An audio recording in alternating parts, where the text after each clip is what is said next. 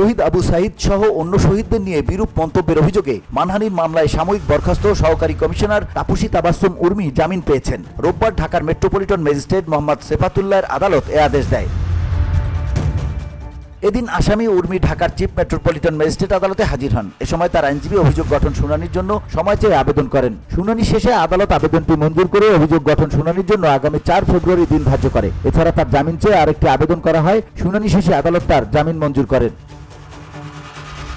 এর আগে গত 8 অক্টোবর শহীদ আবু সাঈদ সহ অন্য শহীদদের নিয়ে বিরূপ মন্তব্যের অভিযোগে তার বিরুদ্ধে ঢাকার আদালতে মানহানির মামলার আবেদন করেন গণ অধিকার পরিষদের উচ্চতর পরিষদ সদস্য ও গণমাধ্যম সমন্বয়ক আবু হানিফ। এরপর ঢাকার মেট্রোপলিটন ম্যাজিস্ট্রেট জাকির হোসেনের আদালত বাদীর জবানবন্দি রেকর্ড এবং পর্যালোচনা শেষে 28 নভেম্বর তাকে আদালতে হাজির হতে সমন জারি করেন। ওই দিন তিনি আত্মসমর্পণ করে আইনজীবীর মাধ্যমে জামিন চেয়ে আবেদন করেন। শুনানি শেষে আদালত 500 টাকা মুচলেকায় তার জামিন নামঞ্জুর করেন।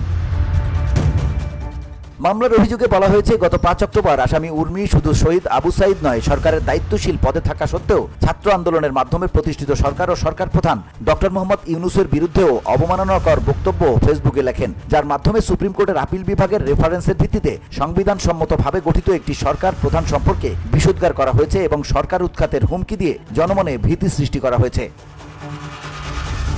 VOD Bangla news desk.